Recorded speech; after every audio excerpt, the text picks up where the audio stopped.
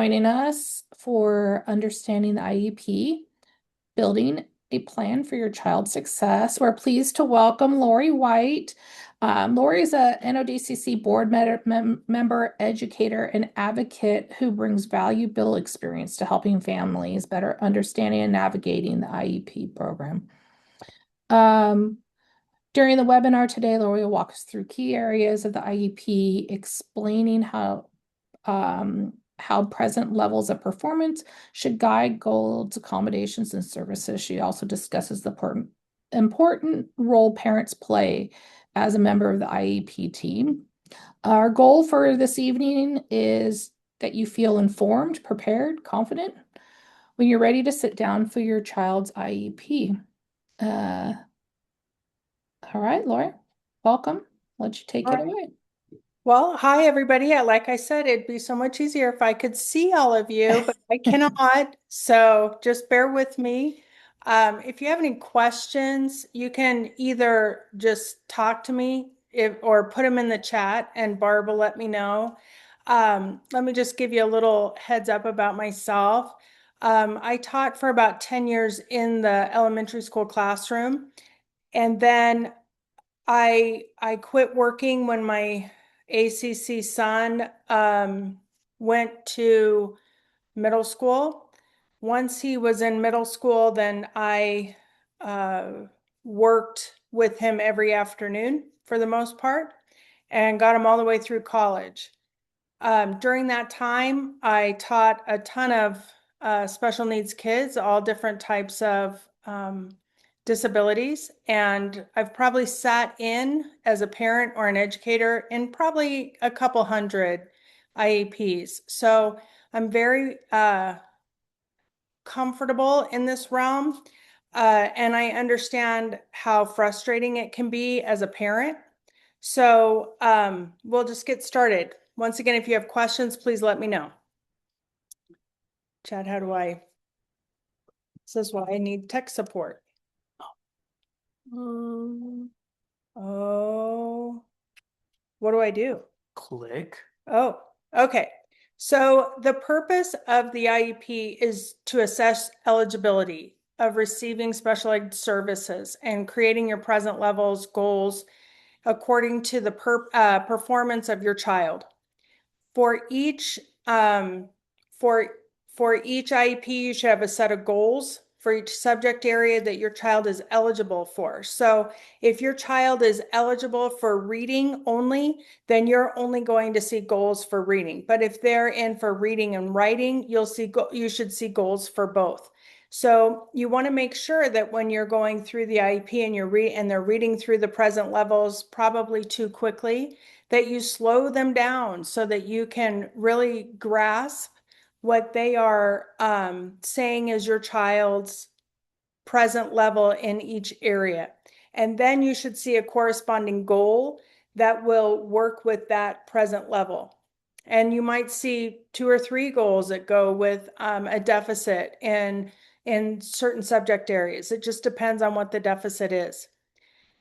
They're also going to assess whether or not you need related services. So it could be OT, occupational therapy, physical therapy, or speech, or assistive technology. There's a lot of different related services that you'll see in your IEP, and they should be assessing whether or not your child would benefit from that in the classroom. They're going to write accommodations for your child. How are they going to learn these things? What are they going to do in the classroom, whether it be in the special education classroom or if it's in the regular ed classroom? What are they going to be doing to help your child?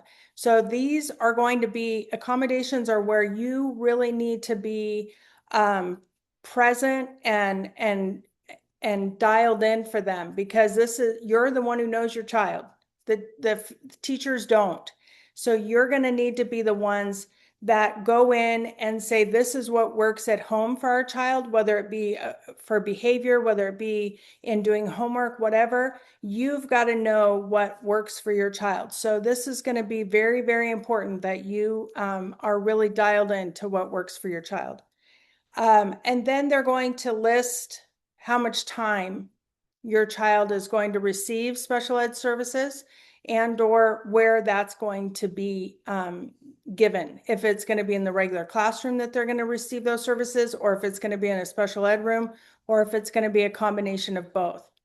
And then they're going to provide a transition for kids that are in high school. What is going to happen for them? Are they college bound? Are they maybe better suited for trade school? Or maybe they're going to continue on in school because they need that support. Do I have any questions on that part? All right. So present levels. Every time, let me start again. Your initial evaluation to get into special ed, they're going to do an entire battery of tests on your child. It's going to be a complete educational psychology test. There's going to be many different tests that they're going to go through, and they're going to be looking for lots of different things. They're going to be looking for IQ. They're going to be looking for achievement. They're going to be looking for processing. They're going to be looking for any problems with like that would go along with OT, PT, or speech. They're going to do all of that in the initial evaluation so that they know where to place your child for services. Once they do that, then they're going to create present levels. The present levels are going to list the assessments that were given. They're going to give the results of the tests, and then they're going to talk about the effect on the students' involvement in the general education curriculum. This information is so, so important because if you are seeing a deficit in any one subject area, then you need to make sure that there is a plan in place to not only have goals for that, but how are they going to accommodate your child for that? How are they going to assess them? How are they going to make sure that that information is being learned? Then the other thing is every year, your IEP is only good for 1 year. So every year they're going to then do a screening test to see where your child is on each subject in each subject area. Once they do that, you can then start to compare from the last year to this year, how much growth is being made. Because what's most important for our kids is, are we seeing growth? It's not so much, are they exactly on grade level? Because odds are they're not going to be. But are we seeing growth? Are we seeing improvement? Because if we're seeing improvement, then what was it that they were doing before to help them so that we can replicate that in this current school year? So that information is going to tell parents where their child is presently. It's going to say what subjects are strengths, which ones are challenges, which areas need additional support. And those present levels are going to drive the goals for each deficit in the present level. And here's an example of a typical goal. Susie will be able to recognize and read 150 sight words by the end of the first quarter through direct observation and testing. You want it to be measurable. You want to be able to say she's got 150 words, or you want to be able to say that at the end of this time, this is how many she had. Were we close? Were we far away? Then what are we going to change in the future about how we go about presenting that information to Susie? Do you have any questions on that? Okay. I added these things in just because educators are very good about using acronyms for everything. And as parents, we go into this IEP and we're nervous and we have all these people looking at us and we think they're judging us and we're saying, oh, dear God, what are they talking about? And so I wanted to kind of give you a little bit of a heads up on some of this information. So when they talk about present levels, they're looking first off to see IQ. Normal IQ is 90 to 110. And so for like a learning disabled child, they're looking to see if IQ is in that normal range and see then if their achievement is below that. If their achievement is below that, then there's a gap. And so now we want to provide special ed services to them to get that achievement up to their IQ level. They're doing somewhat of the same thing for our kids. They're going to do an IQ test, but it might be that our achievement is at that same level as the IQ. So our IQs for our DCCers could be below the normal 90 to 110. And so then if they're not performing as well as we want them to, part of that is because their IQ is lower. And so we have to take that into consideration. Now, the good thing for our kids is our kids will still qualify for special ed services because we have a health impairment. And so we're always going to be able to use that health impairment to qualify for special ed services, regardless if there's a gap or not. So some of the common cognitive tests, IQ tests, would be the WISC, which is the Wechsler, the Stanford-Binet, and the Woodcock-Johnson. And they're going to call them the WISC and the Woodcock. Most of the time they say Woodcock-Johnson, but if they're using the WISC, they're going to call it the WISC. Now, I would caution you, if you're in an IEP and they're throwing these acronyms around, that's on you to ask. Don't be afraid to ask. When they start running through things, they're trying to get this meeting over with, and sometimes you have to slow them down and say, hold on, I don't understand that. Can you explain that to me? Slow them down so that they have to recognize that, oh, we're talking in education speak and they don't understand. Force them to slow down. Okay, no different than if I'm in a financial meeting and they start throwing around, ROI and this thing and that thing, and I don't know what it is. It's on me. They're dealing with my money. I need to know what's going on. So I have to ask, even though it makes me feel maybe like I'm a little bit stupid. But you know what? You're not supposed to know what a whisk is in this setting. So be willing to ask the question.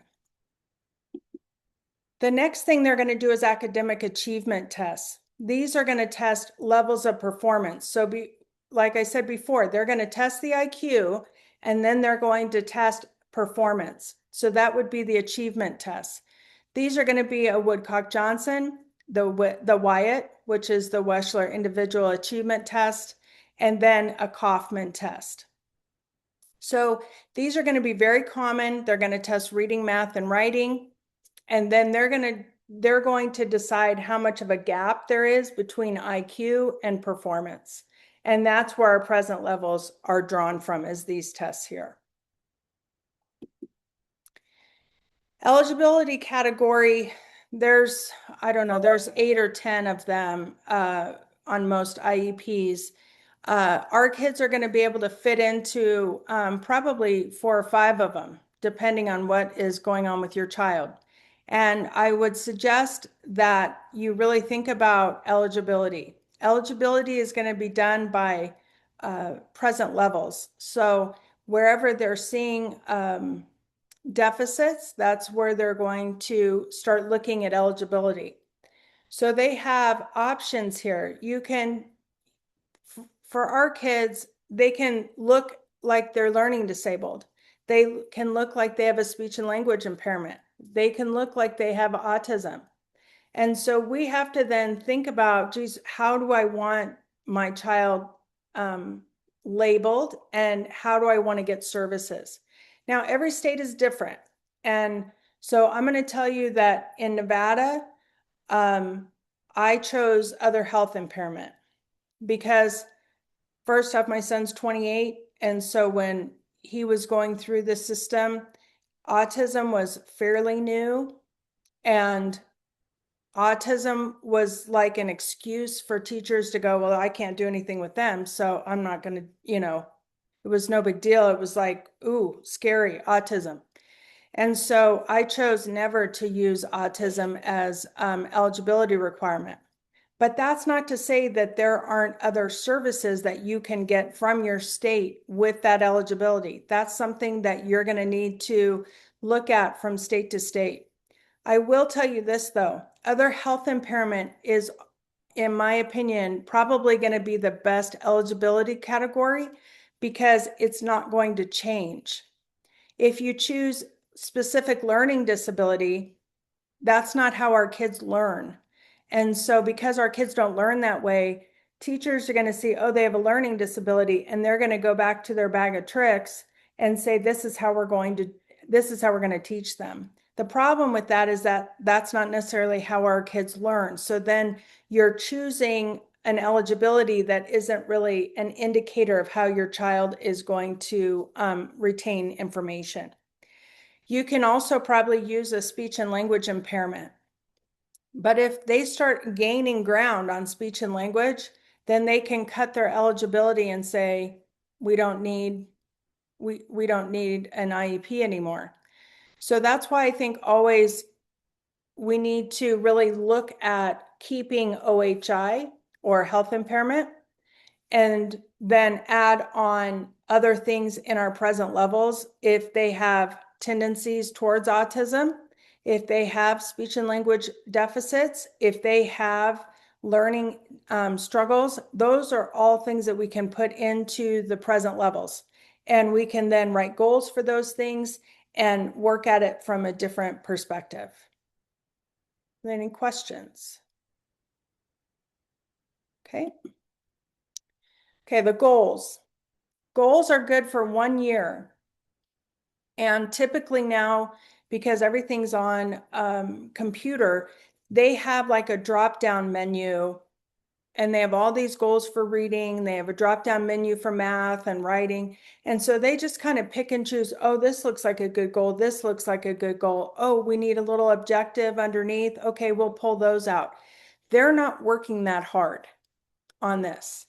And we need to kind of force them to really think of our child as an individual and not the other 30 kids that they have on their docket. So we need to make sure that we're really looking at the goals and trying to figure out if those goals match the present levels. For example, if our child is struggling not to read, but struggling to comprehend, what exactly are they going to do specifically to ensure that our kids learn how to comprehend what they're reading? So we have to really think about ourselves, like, how would I start to comprehend something? What do I need? And so my answer to you would be, there should be a vocabulary goal.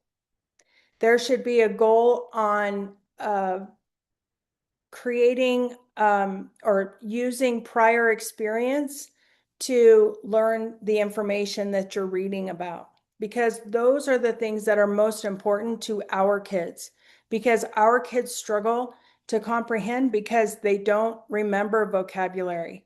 And so then they start reading and they're just reading words, but they have no meaning.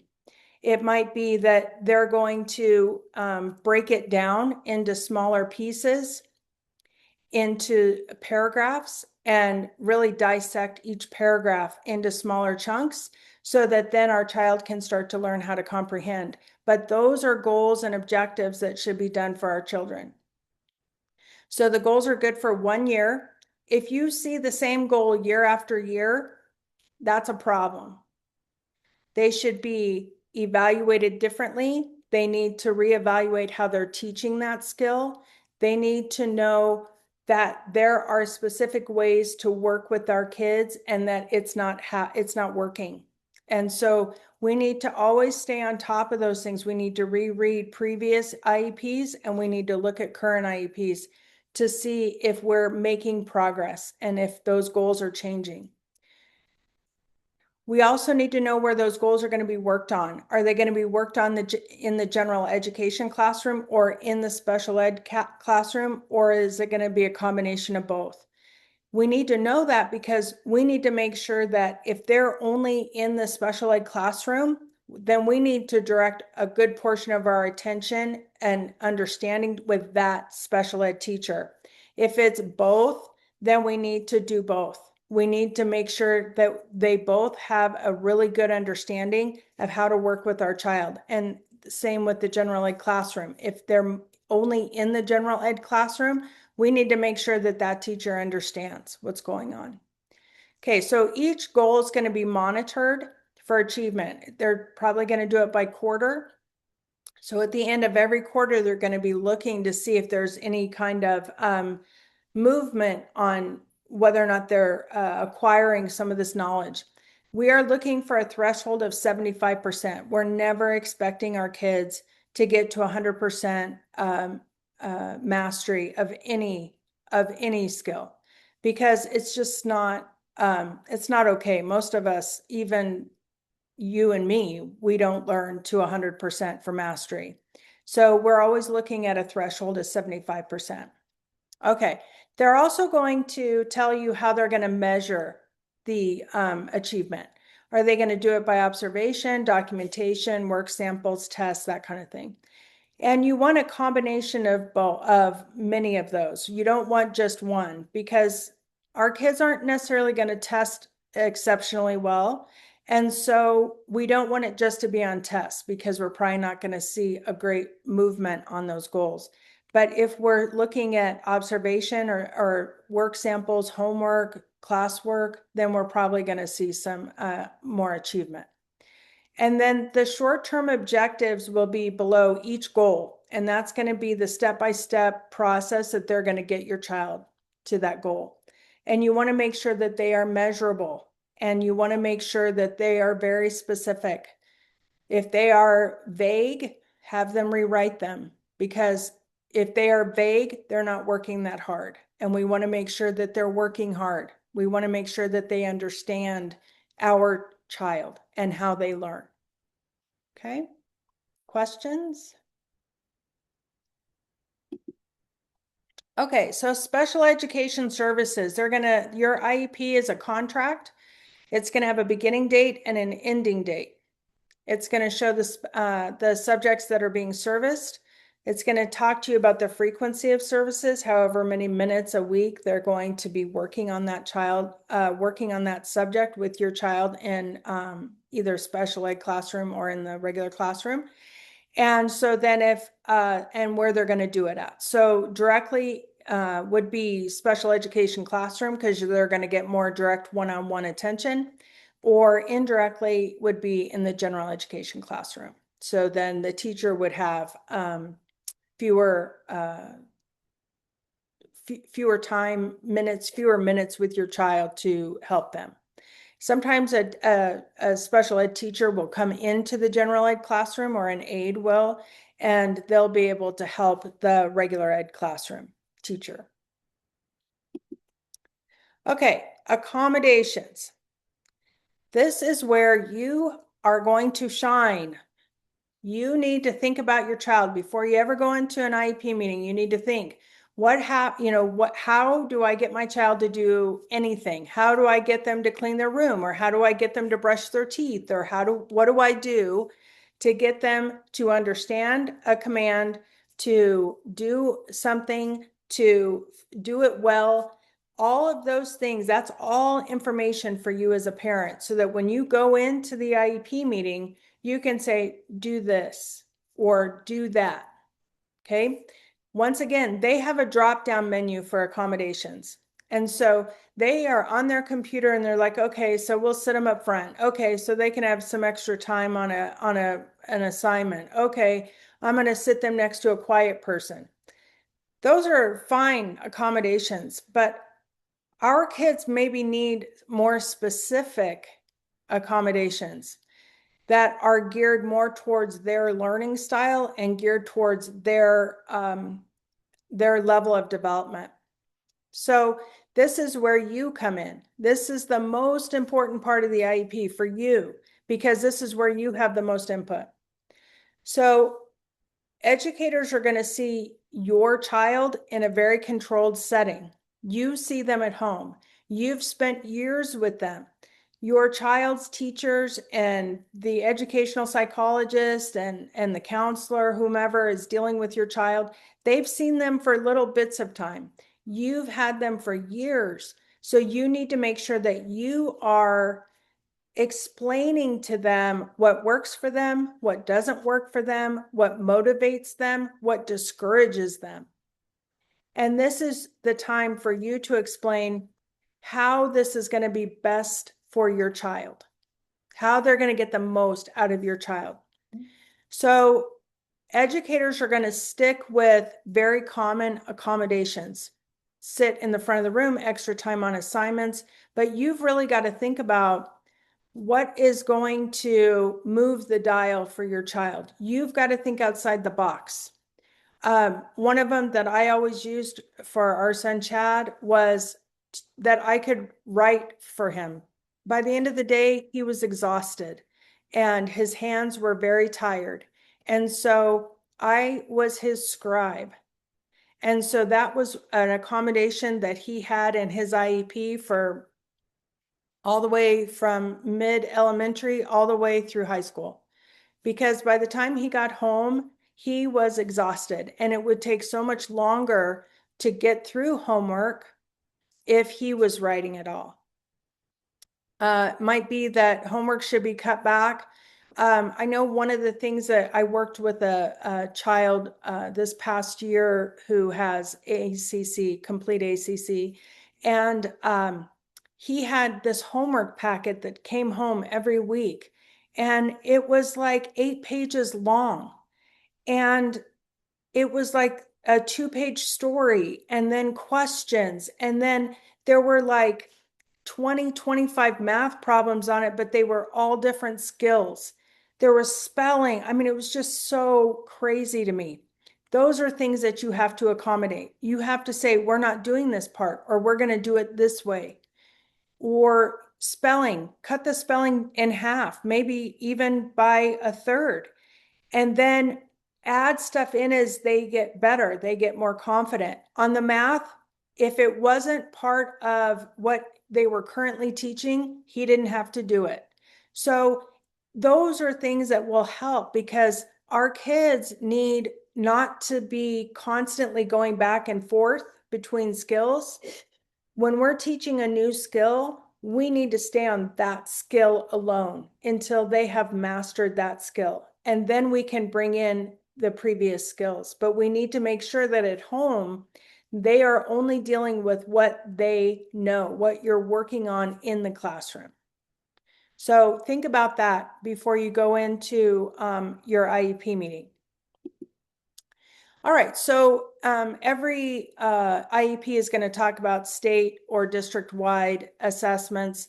The IEP will list the assessments for each grade level. If your child is in that grade level, they'll discuss whether or not your child will be taking that assessment.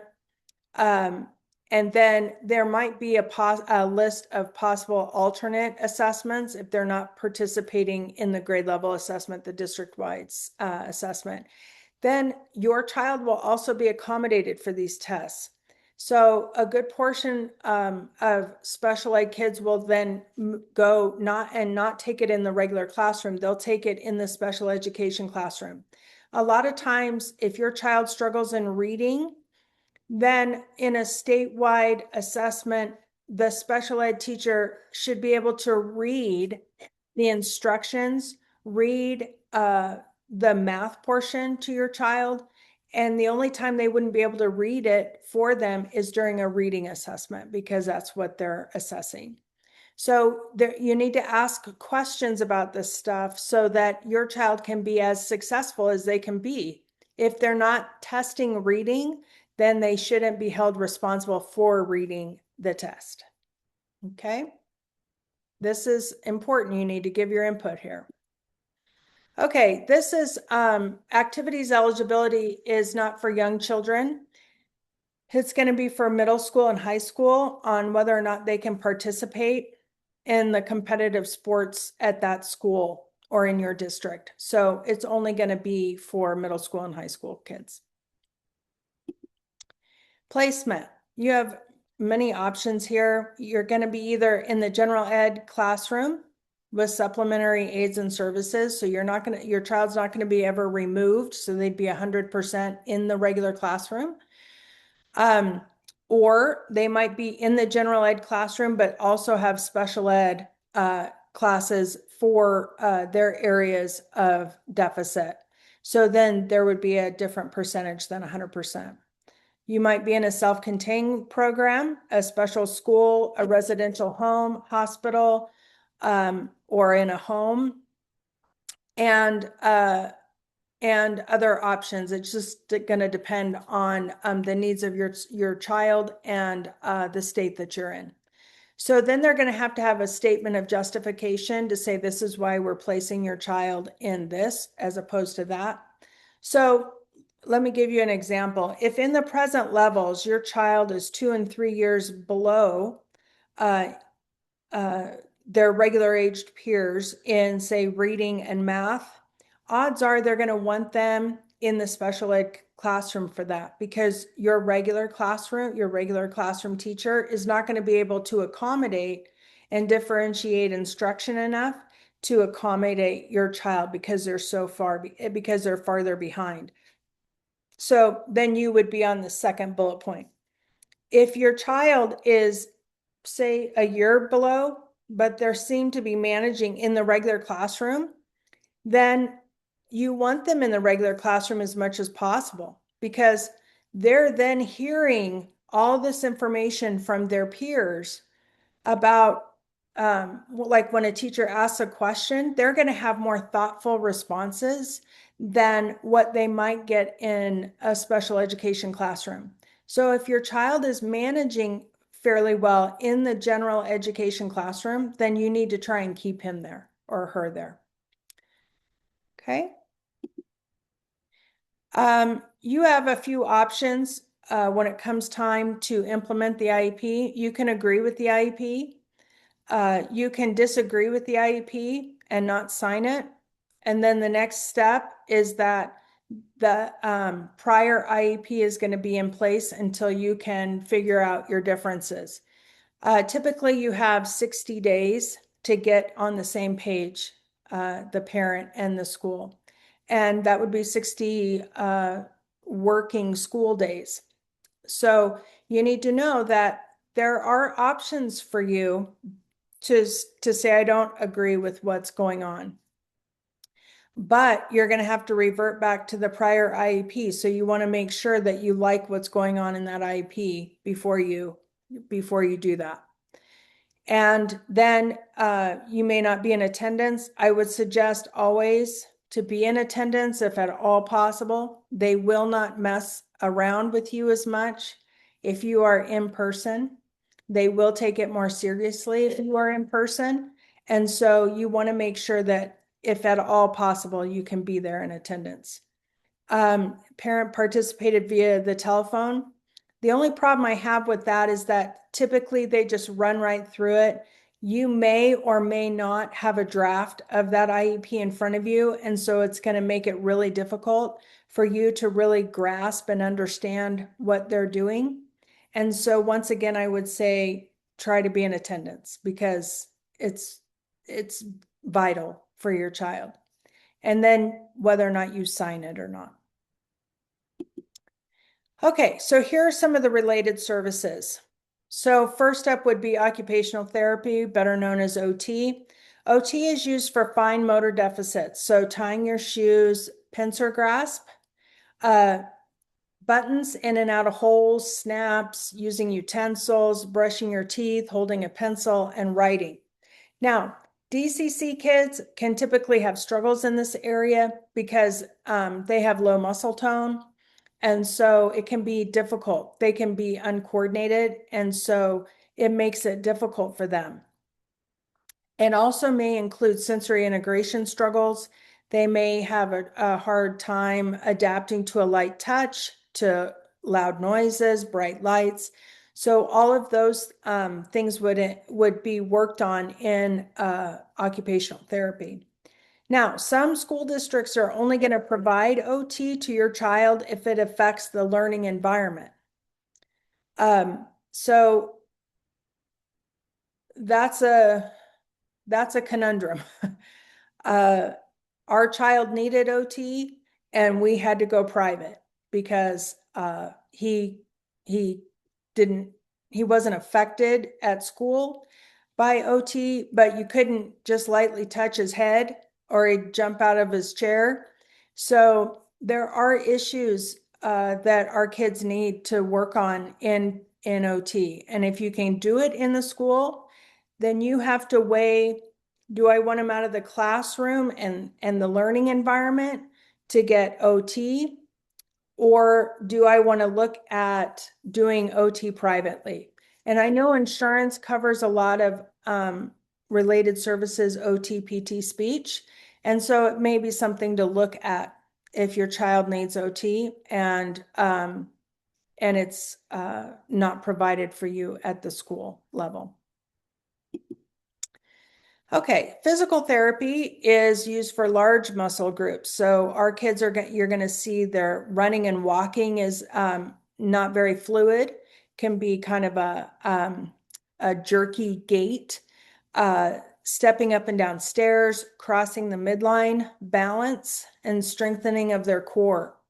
Now, some of these kids, you say, well, how does this really affect learning? Well, crossing the midline is a huge problem for our kids because they don't have the corpus callosum. They don't have that pathway. And so crossing midline is something that we have to do when we read and when we write. And so PT is very, very important for our kids. DCC kids are definitely going to struggle in this area. And like I said, crossing the midline is especially difficult. When you are learning to read, we typically want them to use their eyes and not move their head back and forth because they're going to lose their place. So we want them moving their eyes back and forth. The problem is that when your child can't cross midline, they're going to struggle with that. And they're going to start using one eye over the other. They're going to stop doing it together. And so we need to really work on PT and crossing the midline. DCC kids can have low tone, and so PT can help with strengthening those muscle groups, and it helps them to feel more grounded, especially like swimming can be a real struggle because the water around them doesn't feel like they're on solid ground, and so it's can be very unnerving to them.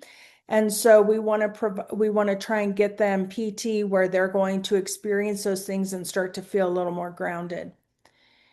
Some school districts will not provide PT if they can walk around the school safely.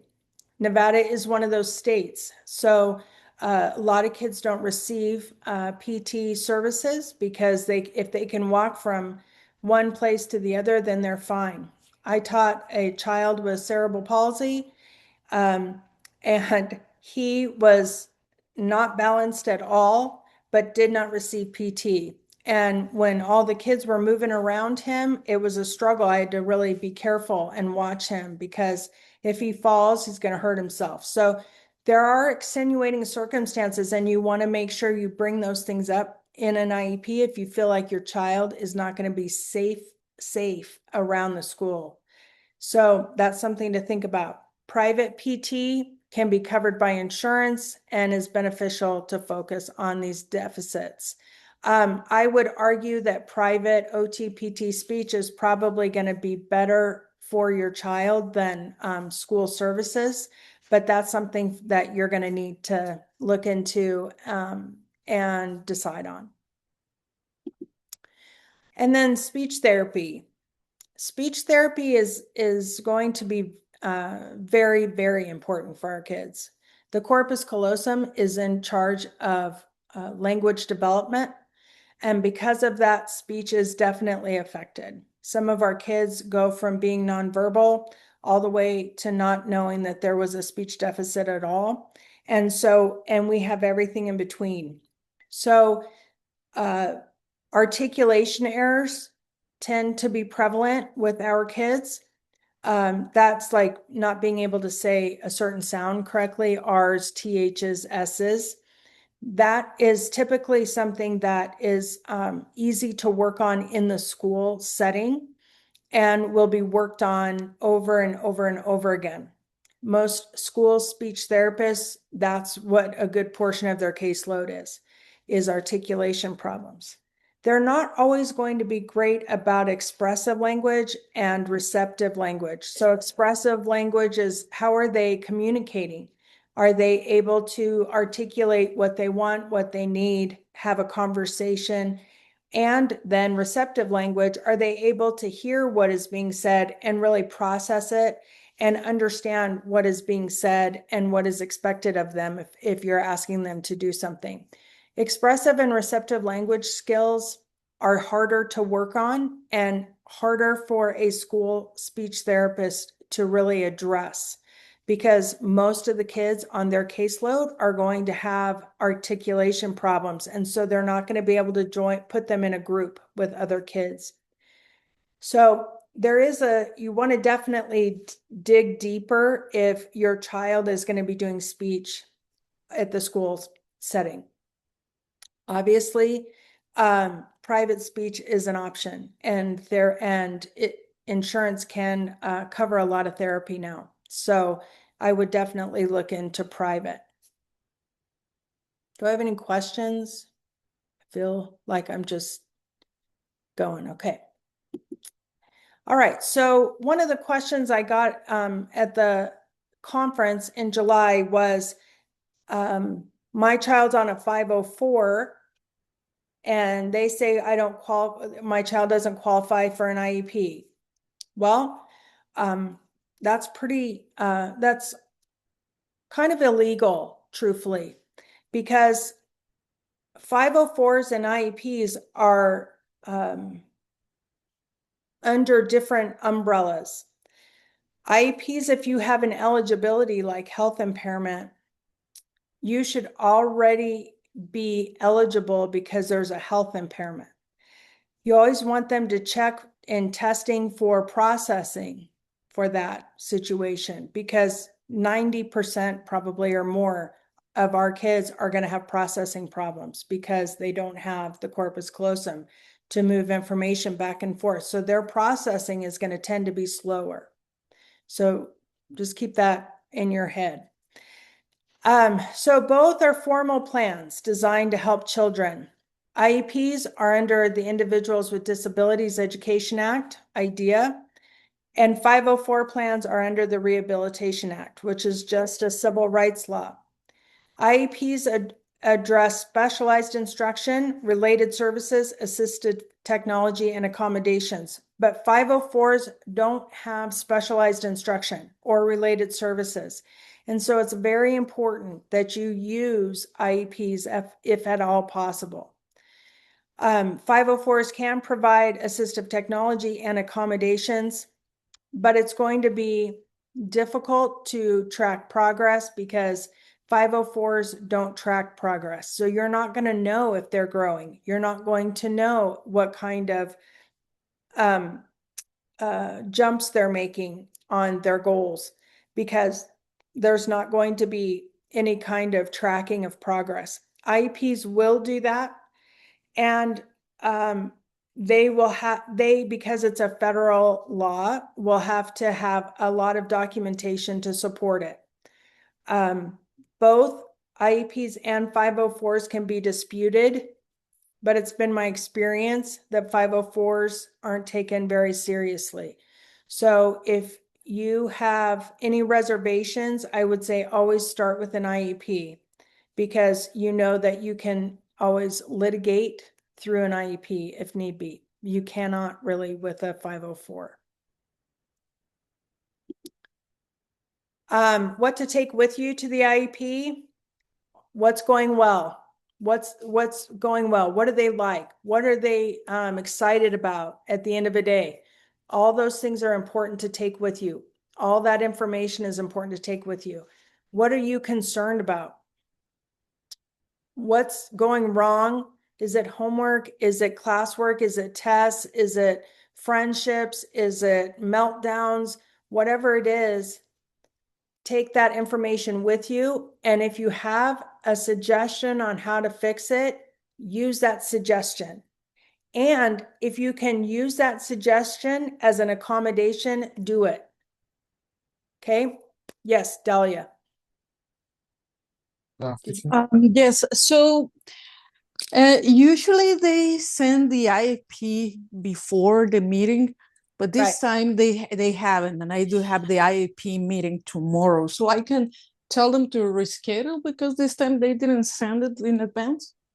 Yeah, they can reschedule, or you can go in and say to them, I may not sign it because I haven't had a chance to look it over. It's going to be up to you on how you feel like the school manages your son's or your child's case, and then decide, geez, this might be something that I want to really pour over before I sit in a meeting. That's going to be up to you. Okay. So if you feel comfortable with them and your experience with them has been that they're taking good care of your child, then I would probably go into the meeting tomorrow and see what they have, and then decide I'm going to take it home and I'll get it signed at a later time once I've had the opportunity to go through it all. Okay. Thank you. Okay. Mhm. Um, you need to make sure that if your child's on a new medication or they have a new diagnosis, you take that information in. You want to make sure you have a good understanding of how it's going to affect them in the classroom or affect their learning, so that you can talk to your teachers, therapists, that kind of thing about that. You want to have questions for the IEP team. Take those in if you have questions. Make sure you are Make sure you're very clear about what the question is, because they'll railroad you if you're not careful. So I'm not trying to scare anybody, but they're on a time crunch. They're setting your meeting for 8 o'clock in the morning, and they need to be out of there by 8:30 or 8:40 to go get their kids or whatever. And so they're trying to get through that IEP. And so you need to make sure that you have very clear questions written down so that you can get answers for those questions. And then make sure you take with you what you're doing at home to help your child. So make sure you tell them, listen, we sit down at this time every night to do homework, and I'm going to communicate with you. Set up a kind of a communication journal or something, email chain with your child's teachers or therapists, so that they can see what you are doing. Because when they see that you're working at home, they're going to be more willing to help your child.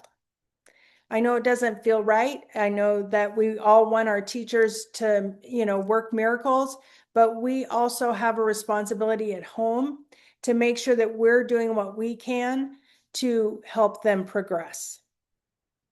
And then if you can, finish with a compliment.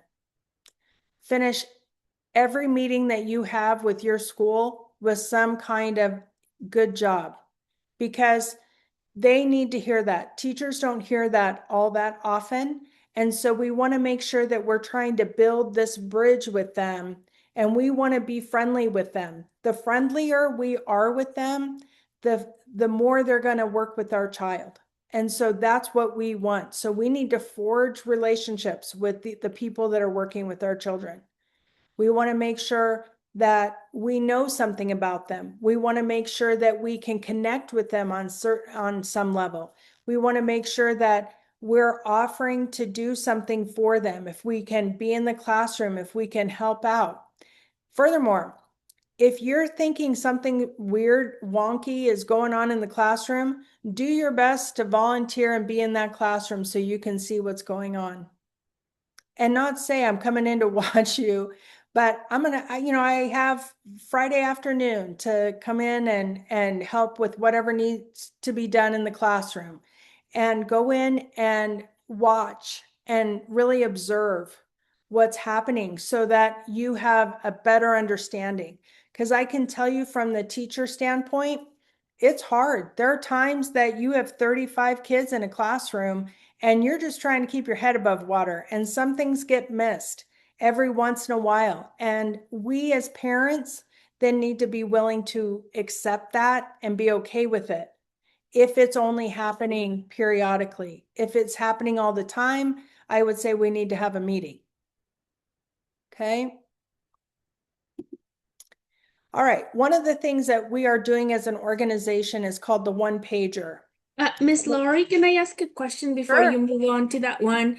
So I asked a question. My son has had a 504 plan since he was in elementary. He's in high school now. I remember my very first meeting, the assistant principal told me that if I put my son under the IEP plan, it would be very difficult for him to I can't remember how she put it, but it would be very difficult for him to be exited out of it once he'd no longer qualify for it, which I really didn't understand how it worked. Sure.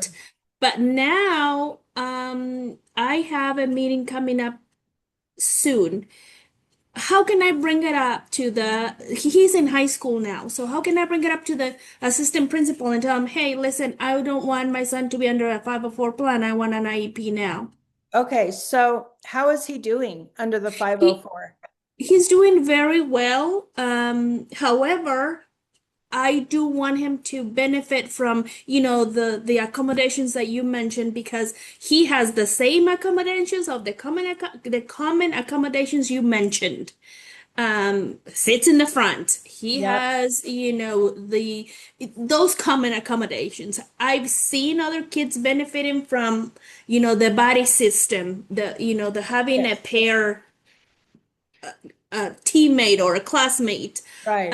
And my son doesn't have that because it is not on his list of accommodations.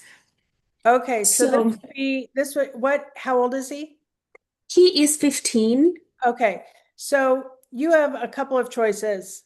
If you like the school and you have a good relationship with them and you feel like they're really doing right by your child, then I would just change the accommodations on your 504 plan and have it be more specific and more geared to what he needs.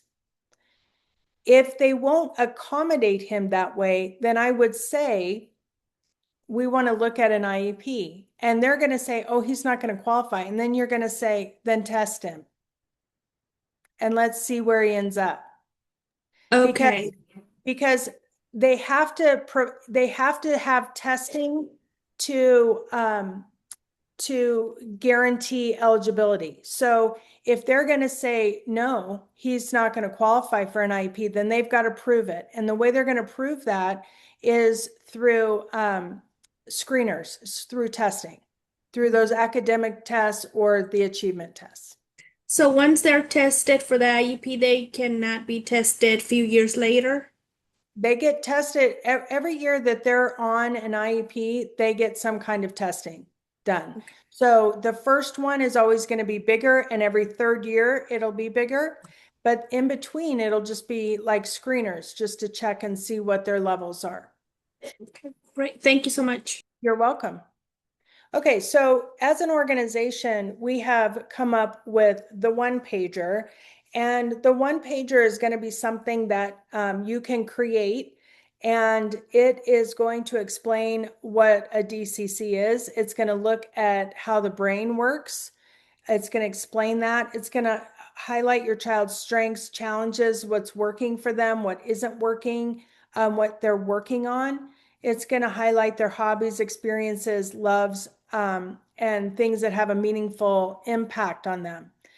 This one pager is we are going to be putting up on the website. Here's a picture of a couple of them. And you can see they're a little different. Sebastian is now 16.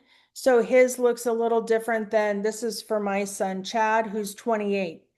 So it's going to highlight different areas. What we're going to do is we're going to eventually get this, hopefully in the next month, get this up onto the website so that you can go through and create one for your child. And then you can give them to your child's, I always say son because my son is ACC. With your child, give them to the teachers, therapists, church people, coaches, whoever's working with your child, and this will give them a better picture of what's going on and how to work with them, which is going to be very, very important.